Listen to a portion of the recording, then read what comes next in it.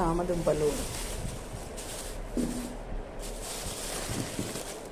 వచ్చేసి బీట్రూట్, బీరకాయ, ఆనపకాయ,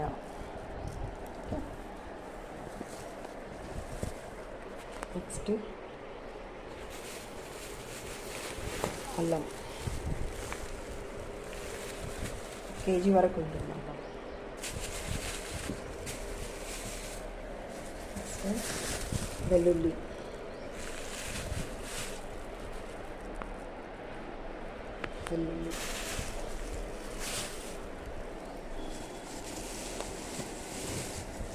ఇంకో ప్యాకెట్ వెల్లుల్లి.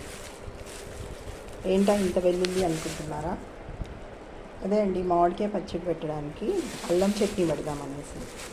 బాగుంటుంది, చాలా బాగుంటుంది టేస్ట్. అల్లం చట్నీ పెట్టడానికి అని తెప్పించిన. చాలా రోజులైంది, ఎప్పుడెప్పుడు ఎవరైనా పెడితే తీసుకోవడమే అల్లం చట్నీ, కానీ ఈసారి మనం ఓన్గా చేద్దాం అనేసి తెప్పించాను. ఒక హాఫ్ కేజీ చేసి చేయాలి.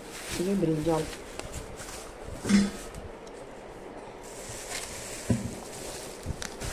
ఇది కీరా. ఎందుకో మా ఆయన ఈసారి కీరా డబల్ తీసుకొచ్చాము. ఆనపకాయ కూడా డబల్ తీసుకొచ్చాము.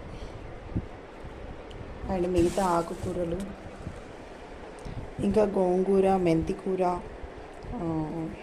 కొత్తిమీర, పుదీనా అన్నీ తీసుకొచ్చాడండి. అవన్నీ వచ్చేసరికి సర్దేసి, అంటే అవన్నీ క్లీన్ చేసి పెట్టేసేసుకున్నాను. మార్నింగ్ టైం కుదరదు కదా, వీక్లీ వన్స్ ఇదే పని. సండే స్పెషల్ ఏముంటుందంటే ఇలా సండే స్పెషల్.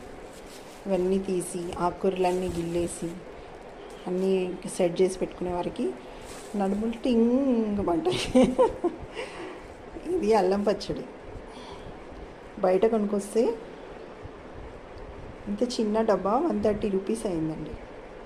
టేస్ట్ బాగుంటుంది, కానీ అందుకే ఈసారి సొంతంగా ప్రిపేర్ చేద్దాము. పికిల్స్ బయట నుంచి కాకుండా మనం కూడా ట్రై చేసి చేసుకోవచ్చు అనేసి తెప్పించాము. ఇది సండే స్పెషల్ కథ.